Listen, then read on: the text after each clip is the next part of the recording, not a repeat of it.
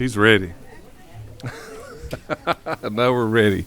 Thank y'all for being here on this day before crossover day, a committee meeting.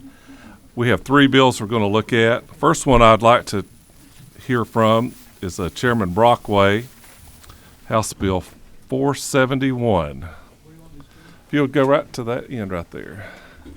And committee, you also have, besides his bill, there's additional copies of the Georgia Gwinnett College Freedom of Expression policy that's in there also. He'll be referencing that, I'm sure. Great. Thank you, Mr. Chairman. Yes, sir. And members of the committee, thank you very much. I bring before you House Bill 471. Let me get my notes all straight here. Give you a little background on why I brought this bill. It's not related to any one specific incident that may or may not have happened on campuses, and it's not targeting, in my view, any one particular thing. It's a general expression that I think was important to make at this time in our history and here in our state about the concept of free speech and the rights that are enshrined in our First Amendment, which, as you all know, it says Congress shall make no law respecting the establishment of religion or prohibiting the free exercise thereof or abridging the freedom of speech or of the press or the right of the people to peaceably assemble or to petition the government for a redress of grievances. And that's our First Amendment to our Constitution states that. So it's been very much a part of our history and a part of our heritage as Americans, the right to criticize the government, the right to stand on a soapbox and express your opinions pretty much anywhere you please. And we relish that right and that thought and that way of thinking here in the United States. And so there have been a lot of things that have happened on college campuses around the country. We've seen some of that happen in Georgia. We've seen some lawsuits proceed based on the whole concept of free speech and colleges' rules about that. We've seen some things like people getting outraged by chalk scribblings on sidewalks at university here in town and related to a presidential candidate that shall remain nameless because we don't want to go there. But I think it's important, and the reason I dropped this bill, I think it's important for us as a legislature to consider this issue and debate what parameters we want to put on free speech on college campuses. And so that's the bill that I have before you. This is not about trying to advance one particular view over another. I think I have my own views. Other people have their own views. And thankfully, the First Amendment allows each of us to express our views any way we want, anywhere we want. This is not about busting up political correctness. Political correctness it has good things and bad things about it. The idea of treating people and each other with respect, I think, is very, very important. But if that tilts over into being used as a bludgeon to stop speech that we don't like, then it becomes a problem. There are the millennials. We all talk about millennials a lot, and a lot of those millennials in college now, and there's been a lot of polling about what their views of free speech are, and it delivers mixed results, and that was another reason that I wanted to bring this bill. A study that was done last fall by the Gallup Institute says that there is a perception among students on campuses that 54% of them say that the climate on campus prevents some people from saying what they believe. And so there's this feeling among a lot of college students that if something that they say might be offensive to someone else, then they won't be able to say that. So I think it's important to put that marker down for that reason too, just to let students know that, hey, we respect the First Amendment here. Let me speak briefly about the bill itself. Starting on lines 11 and going through line 64, basically sets some procedures, some guidelines in place, and we went as broad as I think we possibly could, and about where speech could take place on campuses. Lines 35, for example, no public institution of higher education shall limit or restrict a student's expression or discipline a student based on the content of what they say. The idea here in lines 39 through 43 would be every generally accessible outdoor area of campus would be it would be understood that speech is acceptable. The bill also protects the college's right to, and the university's right to say, all right, if there's going to be big demonstrations, if there are going to be outside people who are not students coming onto campus, that the college would still have the right to place limitations on that. We're not trying to open it up and say that you're going to have mass demonstrations in the lunchroom or anything like that. But it's just the understanding that the campus itself should be an area where free speech is respected. Starting on line 65 through the end of the bill, this relates to student fees. And as I told my friends at the Board of Regents, I'm not aware of this happening in Georgia, but we have seen it happen in other states where a campus will set up rules. If you want to form a club, meet these criteria. And at a lot of college campuses around the country, then fees are distributed to all the approved clubs. But in some places, a club might form that's deemed controversial, and even though they meet the rules and requirements of forming a club, they are not the fees that they would otherwise that they should be entitled to are not distributed to them. So that's what that section deals with. Again, I have not heard of that happening in Georgia. This sort of is a preventative measure. So, Mr. Chairman, that's the bill. Let me add one other thing before we take any questions. I've had a lot of conversations with our friends at the Board of Regents. They've given me they are working on some guidelines for campus policies. They gave me a copy of what their goals are.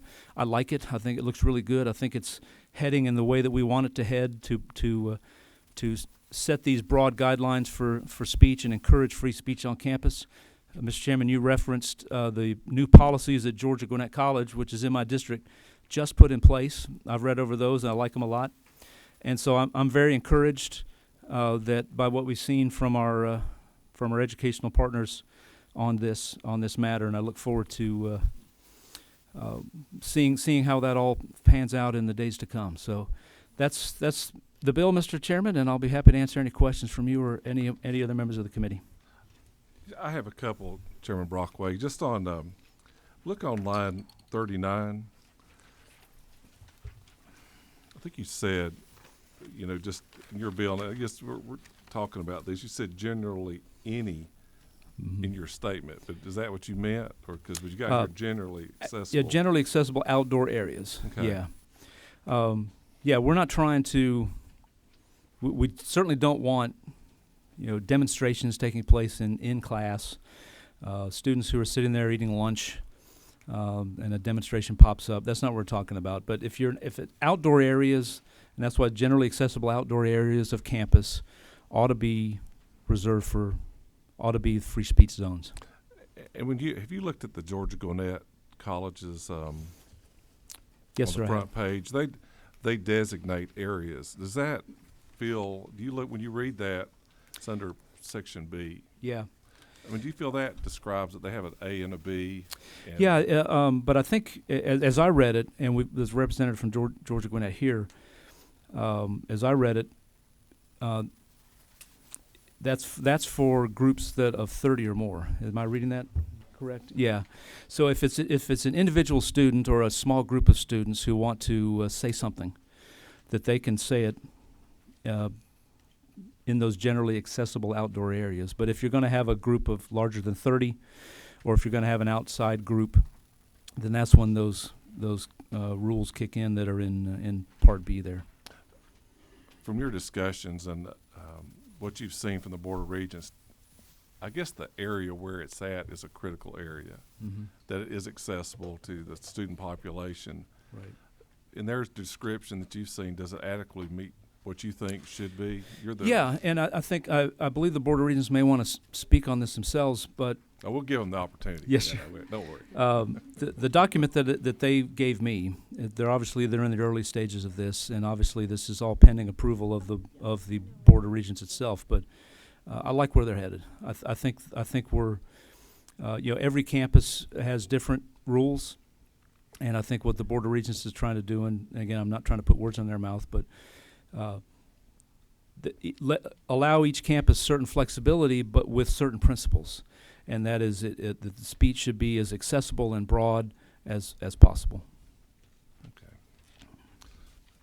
We got you a few questions lit up here. Yes, Let's see. please. Who's number 8? I got to say, I didn't catch them in order, so I'm just going to pick you as Representative Gardner. Thank you, Mr. Chairman. Perhaps I should wait. He mentioned that the Board of Regents was establishing a policy. We have the Gwinnett policy, but I'd be very interested in seeing what the Board of Regents had established as a policy, which I'm assuming is an interpretation of the First Amendment. Anyway. I'll So let them. I'll wait yeah, and I'll let them perhaps speak to that. ask- Yes. Let them speak. Yes, ma'am. We'll put them up and And just one certainly, yes, Another ma'am. question, Please. so in terms of the perception of the students, which you hope to change by passing this law, I mean, I think clear policies on the part of the universities would be a better first step in helping change that perception. I would agree with that, and I think, we every generation in America is different, I was and a kid in the 60s. y'all express free did. opinions freely, and I think we want to preserve that. We want college is a place where young folks are coming into their own. They're forming opinions, and I remember when y'all think I'm right wing now. You should have met me in college. I used to walk around with a shirt that said he's tanned, he's rested, he's ready, Nixon in '88. So I was a right wing radical, but this is the time in life when you're. I guess a lot of people think I still am. But college is a time in your life when you are forming your opinions, and I think the great thing about college is it provides that forum where people from all different walks of life, with all different backgrounds, are on the same campus together. They're becoming coming into their own in life and forming their opinions, and allowing an atmosphere to exist where we can respectfully and teaching young folks how to respectfully and agree and disagree and encounter folks who have totally different viewpoints is very valuable. One thing I use social media a lot, but one thing I really hate about social media is that it has allowed us as Americans to retreat into little bubbles where we sit around and we talk with people who online or in chat rooms and by social media where we're only talking to people who think like we do. And then we're shocked to find out that there are other viewpoints in the world, and we're outraged by that, and we think we're smart and everybody else is dumb. And so if we can continue to encourage that kind of climate on campus where young folks are these adults are able to express their opinion and learn how to encounter folks with different opinions and how to deal with that, I think we would be doing our college students a great service. Good. Representative Dreyer. Thank you, Mr. Chairman. Thank you, Mr. Chairman. Chairman Brockway, just a few questions. if Absolutely, you yes, would. sir. On line 66, where it says, "No public institution of higher education in the state shall require any student to pay any student activity fee as a condition of matriculation," is that new law? Yeah, and admittedly, this and I would leave this to the wisdom of this committee. I think this is a little, upon reading that further, it's maybe a little I'd like to interrupt misconstrued. you. I Yeah. think everybody in the state of Georgia wants us to vote for that. You might be right, but the idea of this section, and I am certainly open to suggestions of how to change that language. Of course, colleges can charge student fees, but the idea of this is to make sure that when they're distributing student fees to student groups, that it's done in a content neutral fashion. So this language in line 66 and 67 is probably a little rough, and we probably need to work on that. That's right. I was just concerned about what that would do to school budgets, and I think Yeah. that might be something that needs to be looked at, but it Mhm. might require a little more time and maybe Sure. a little separate breaking that out. Sure.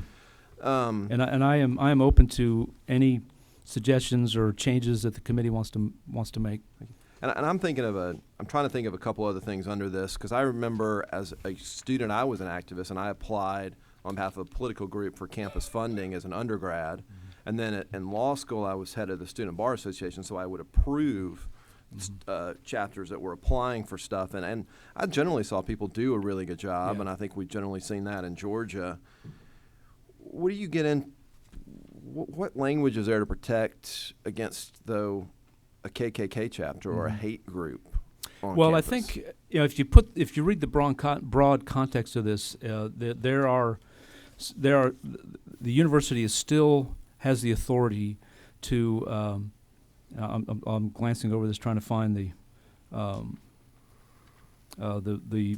specific line, but they absolutely retain the right to prohibit groups that might be reasonably deemed hate groups, and or would somewhere in here I'd have to find it. It says About line literally 50. can, yeah, Harassment.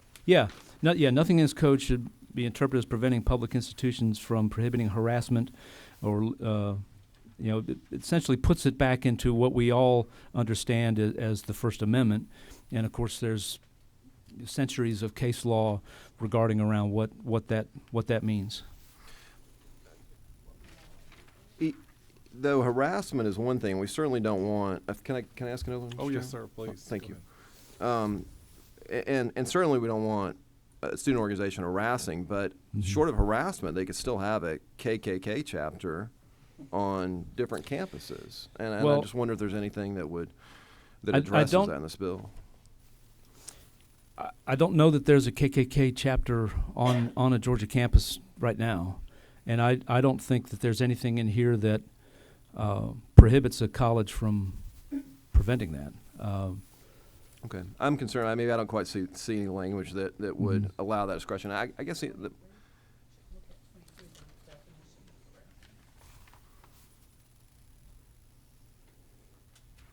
So, thank you. Harassment shall mean only an expression that is so severe, pervasive, or objectively offensive that it unreasonably interferes with an individual access to an educational opportunity or benefit.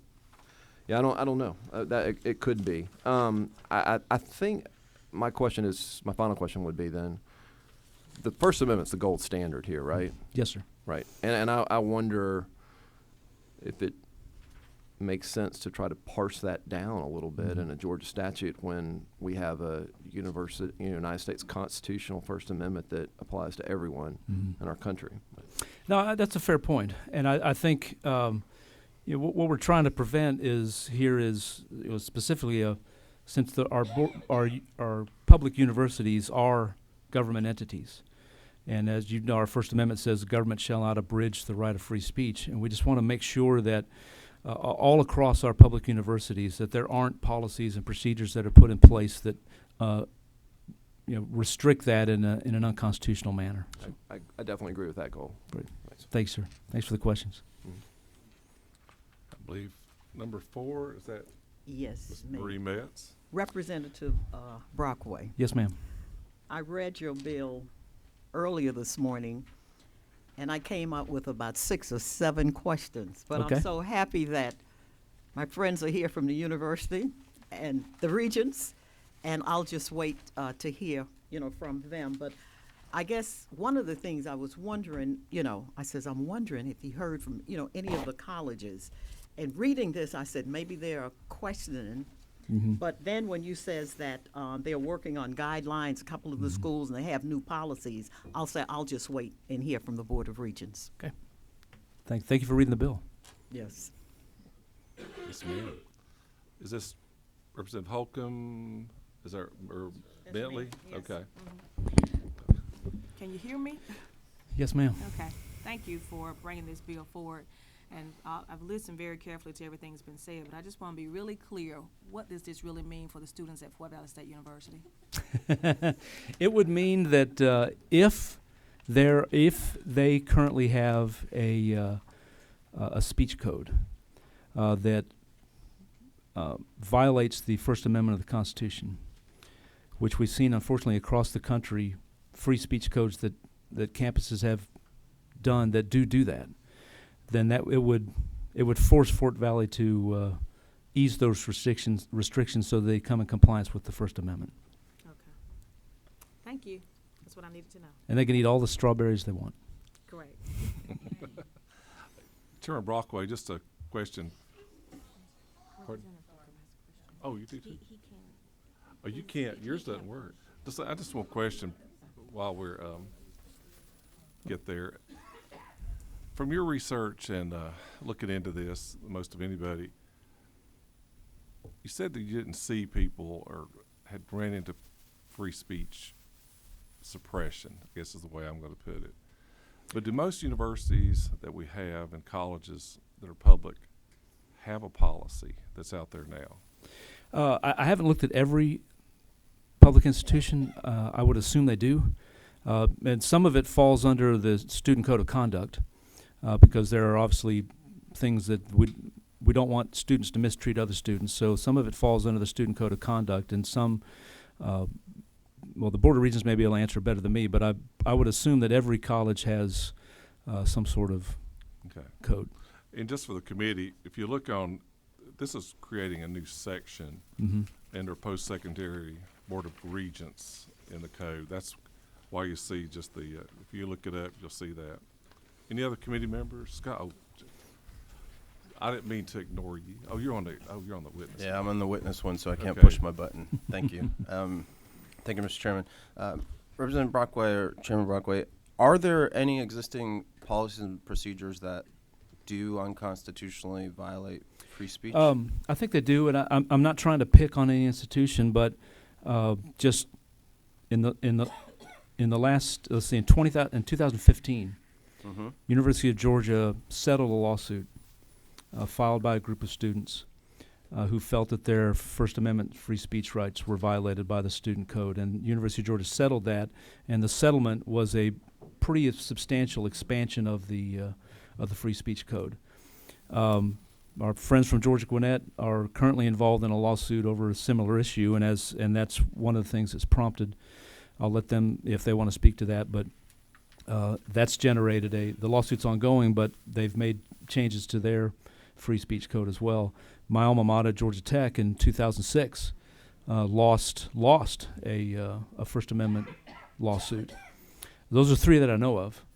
And there may have been other complaints that maybe didn't reach the lawsuit point, but those are three that I know of where agreements were, in the case of UGA, an agreement was made that yes, we're going to change our policy. So if they, not putting words in their mouth, but if they felt their policy was on firm ground, they might have held firm, and Georgia Tech actually losing their lawsuit. In those cases,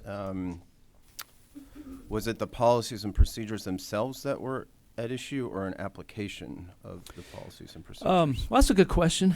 I think I'm a little more familiar with the UGA case because it was more recent, and I'll give you the facts of the case as best as I recall. A student group wanted to speak on campus, and they were told they had to go to a certain area of campus in the free speech area, and then they received further complaints about their conduct while they were in there. So they filed a lawsuit. So I think they were suing over that it was a very, very small area of campus where they were allowed to speak freely. It might have been, I can't remember exactly, but it might have been out of the way where nobody could ever hear them, so it's kind of out of sight, out of mind. So sure, you can speak freely, but I understand you have no constitutional right to be heard. But if you're going to limit where a student can express their opinions, and you're going to say you can only do it way over there where nobody is ever going to hear you, and that's the only place that you can do that, then I think that's unreasonable. And evidently the lawyers who brought it and the university thought it might have been unreasonable too, and they made changes to their policy as a result. So. Do you know if all groups were treated similarly? So in other words, everybody had to go to that small space and it wasn't based on content? Well, I think the students in the UGA case felt they were targeted, and which prompted them bringing the lawsuit. Now, whether a judge would have agreed with that or not, we didn't know we won't know because it was settled. Okay. And on that, the other questions that I wanted to ask you about are on the last page, the lines 91 through 99. Can you give us some examples of where you think litigation might give rise? Because certainly litigation always involves money and taxpayer money. So Right. can you give some examples of where you could see this playing out?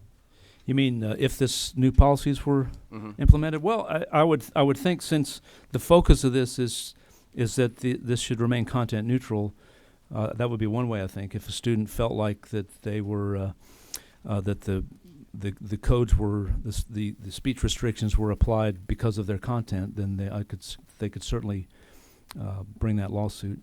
That would be one area I would think. Maybe the most common, I suppose, area that if this were to pass and become law in Georgia, that a lawsuit might arise. Okay. Is that answering your question, sir? It does. And recognizing that the case is settled, do you have, I'd be interested in reading a copy of the pleadings and the answers just to kind Yeah. of get a sense I of don't what have the a issues copy. are. I read it online. Okay. But yeah, they're out there, and I think the folks that brought the lawsuit were a group called ADF, Alliance Defending Freedom, and it was on their website, and they bring lawsuits like this all over the country. Okay. All right. Thank you. I have one last question, Chairman Brockway. Yes, sir. So we put Neil on the spot here. This only represents, the Board of Regents. Have you considered, or has it been your thought, that TCSG or technical system, they have students, they have campuses, they have all the same things too, including them in that? Yeah, I think that's worth considering. And then I'm reluctant to put these sorts of impositions on private institutions, but I would hope that maybe we could encourage them to follow suit if the Board of Regents comes up with a great policy, or if this becomes law, that we could encourage our friends at the private colleges to make sure they're offering students as broad free speech protections as possible. Absolutely. Any other committee members for Chairman Brockway? We're going to have our friends from the Board of Regents. They're Great. leaning forward. They're ready to come. Well, when he sits Yep. down, just introduce himself. Thanks, to the Mr. Chairman. committee. Thanks, members of the committee, for your Phil, questions hang and on. your We- consideration. I'll be right here. Thank you. Please come up.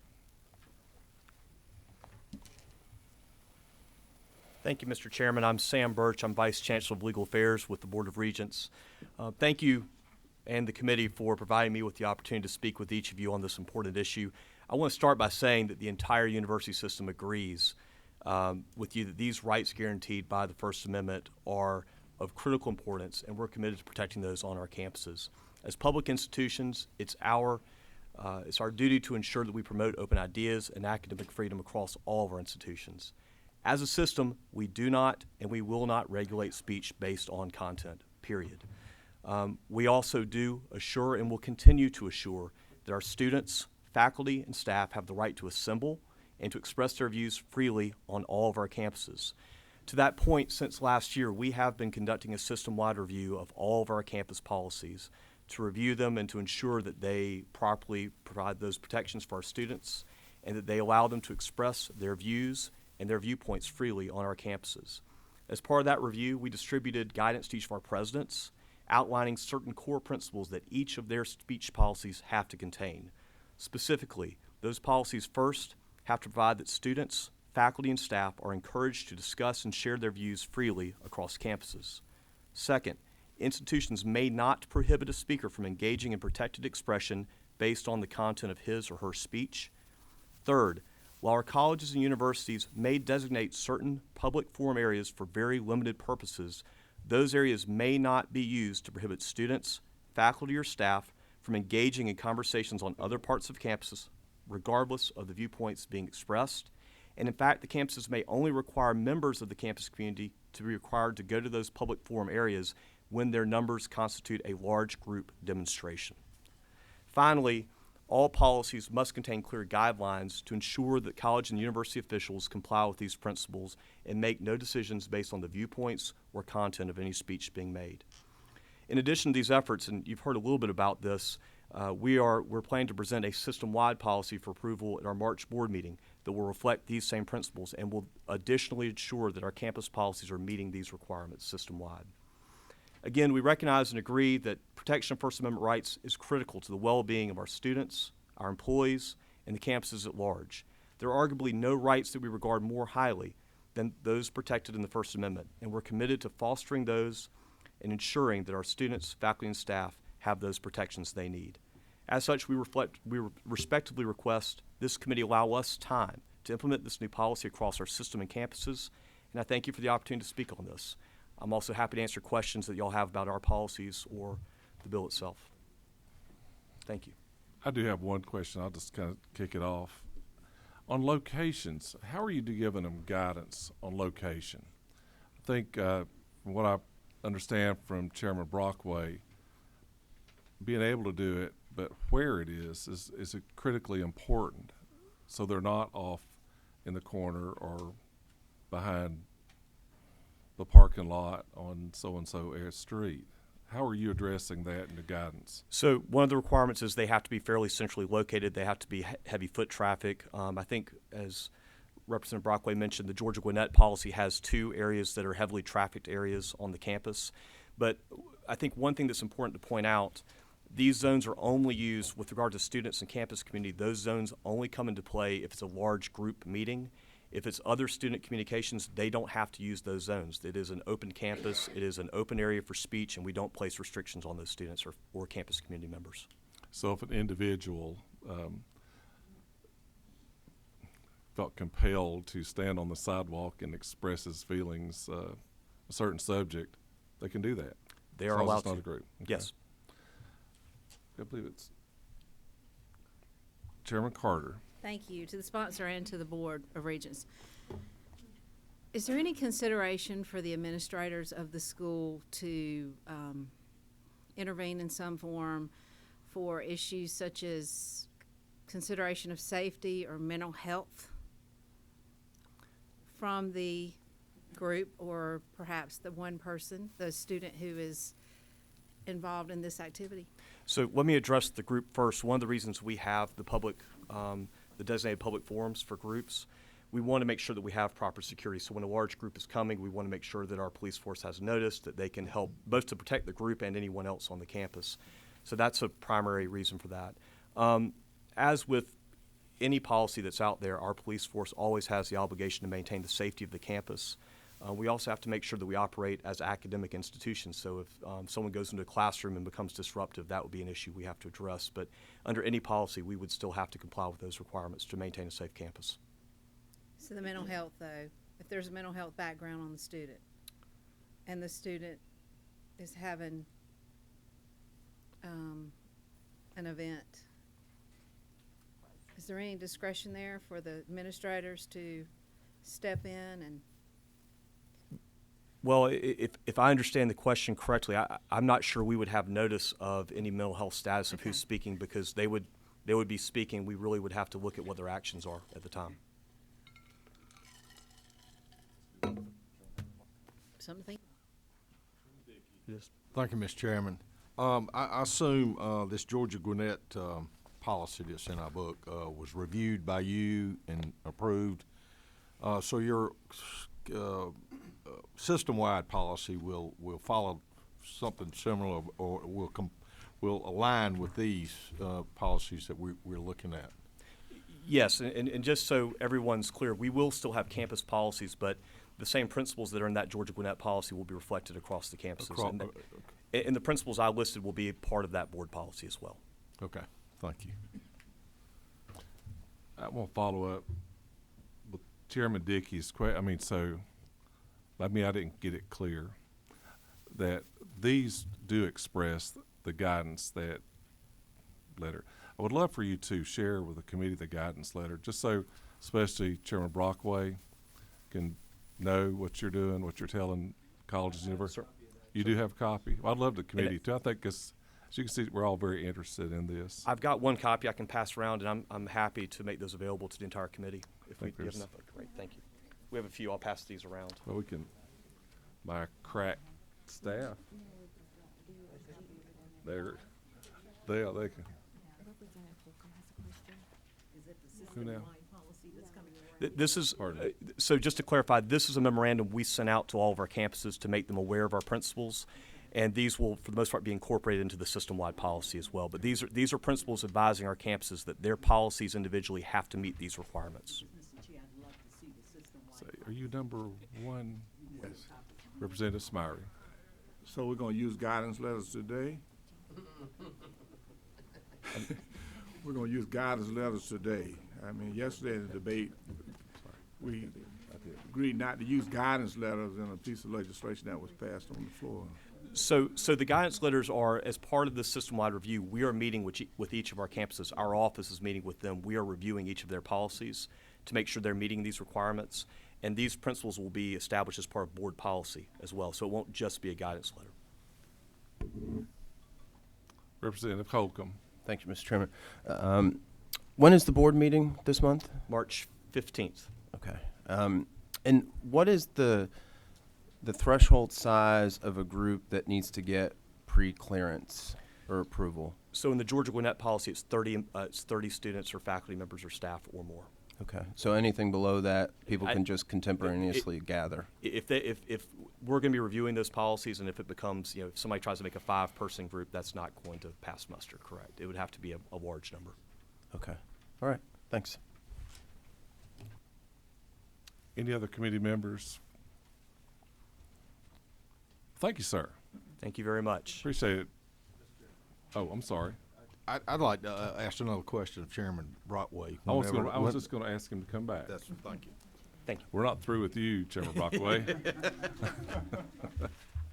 Free speech is awesome. I'm happy to be grilled. Chairman Dickey, please. Thank you, Mr. Chairman. Chairman Brockway, I just Yes, sir. follow up with what we're talking about here. Does the guidance letter and the policy from George Gwinnett come up to the standards or come up to what you would like as far as that, other than the assessment of fees Yeah. part of it? Yeah, I think it does. I think it's achieved the things that I like to see, is that, obviously, the university, just for logistics reasons, they just can't have 500-person demonstrations on campus every day without some sort of, some guidelines on that. And I think 30 is a reasonable number. And I know the president there and Ms. Brantley, who's here, are very reasonable people, and have, if this policy needs further tweaking, I'm fully confident that they will do that. But it's accomplished the major goal which I wanted, which is just to, if a couple students want to gather and speak, and let them do it. Thank you, Chairman Dickey. Representative Gardner. So, assuming the regents approve these guidelines on March 15th, will that satisfy your need for this legislation? Yeah, as I mentioned earlier, I like these guidelines, and as Mr. Birch has said, how each campus interprets that, they'll be watching, and Great. I'm hopeful and encouraged by this, and that a good outcome will come out of all this. You apparently got the action you were looking for. Well, sure. Well, yes, I did. Yeah, I was trying to think of something witty to say, and my mind just went blank there. So. That's the best way to make government work. Well, I think the chair will take the moment. We'll table we'll just hold this bill. This will be for hearing only at this Yeah. moment. Then I look forward to Chairman Brockway and regents maybe coming back before sine die and just tell us what you think. Awesome. We'd love to hear from you. Thank you, Mr. Chairman, members of the committee. Appreciate it. Thank y'all.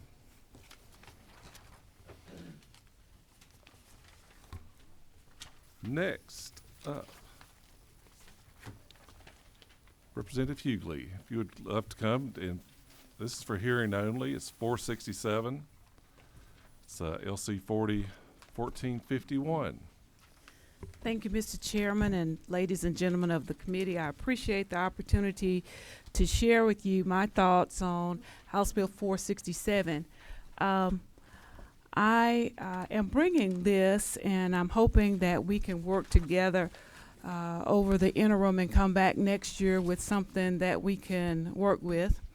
The idea is to help foster youth, and we know that foster youth in our state have a difficult time getting out of high school and going on to higher education. We're told that most of them don't get out of high school.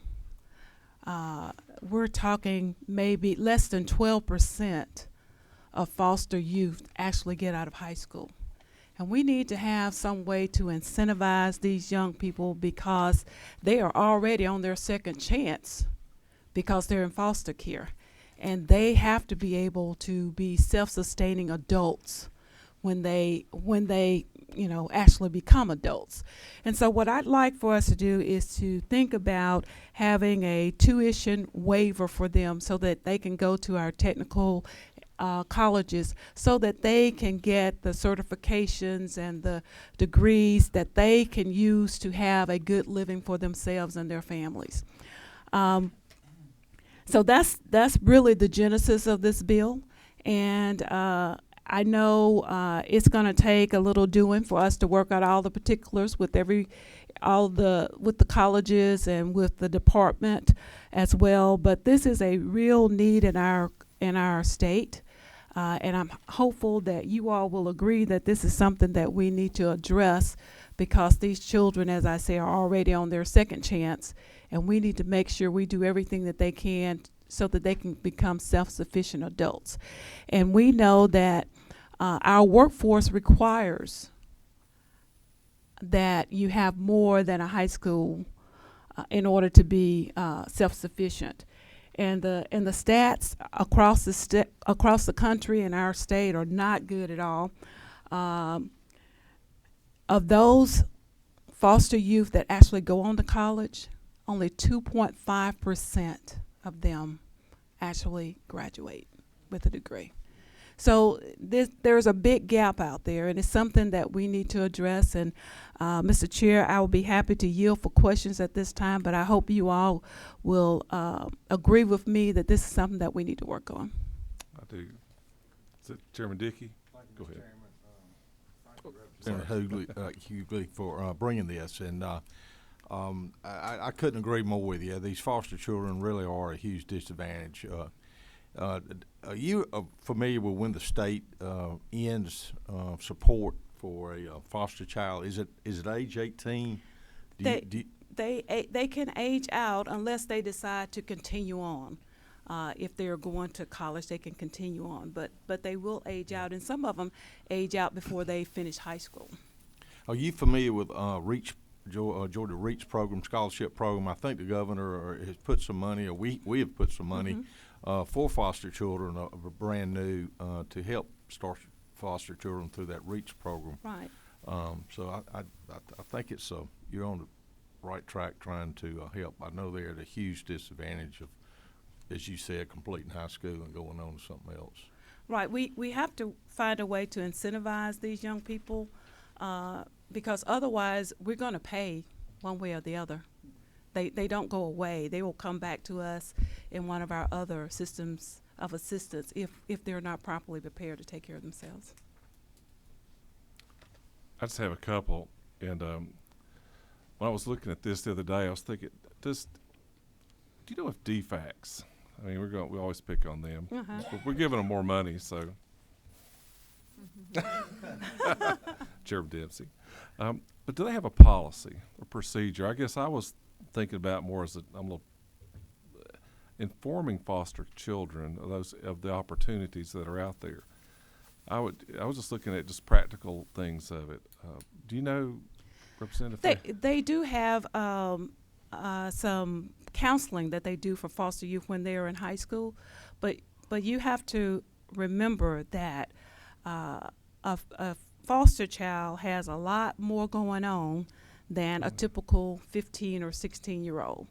And they have some additional barriers that they are working through. And, older children in foster care have been moved from house to house to house, and they don't understand permanence. And, a 16-year-old thinks, if they live to get as old as we are, they can't even see that far down the road.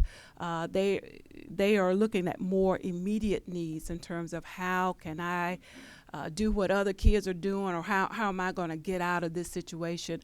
And oftentimes they become parents too soon, and that creates an additional barrier for them. And I believe that we have an opportunity to partner, Move On When Ready, with tuition waivers for them to go on to technical colleges and universities, for us to make a difference in the lives of these children. And I would like to see us try and work with the department, and I've spoken to the director about it, and I'm sure he'll be interested in working on this. If we can marry up these two departments and work out something for these young people, I think it would be great. Well, I pick on people in the audience. Oh. I learned that from the other chairman. So my TCSG friend, is it not true now? We do this right now. We have 10, 11, programs that are free for including foster children. And I guess mine is that, is there need to be a marrying between you guys and DFACS to get that communication for those 12? I mean, for those 12, now, somebody might not want to do one of our important initiatives that are out there, but in the meantime, as we work these things out, I think that's just a great pathway right now that could help. Because there are 11 great programs, and I've been giving them a hard time. They ought to have a big free sign out in front of every technical school, but they haven't took my advice yet. Okay. Chairman Carter. Is that Ms. Pat? You asked my question, thank you. I just wondered what Oh. conversation had happened with the technical colleges and how we can help them pursue this wonderful idea. I think it's a real important one. Thank you for bringing it to us. Thank you, ma'am. Representative Gasaway. Thank you, Mr. Chairman. When I was listening to you and listening to his question, Representative Hughley, back in the 90s and maybe 80s in DFACS, we had something called an independent living coordinator. Does anybody remember that? And then everything melted and the whole program sort of came on hard times. It's almost like that would reconstituting that or funding it or however we did it, because I've seen that work for what you're trying to accomplish, where we had somebody who knew how to work the system on behalf of these foster kids.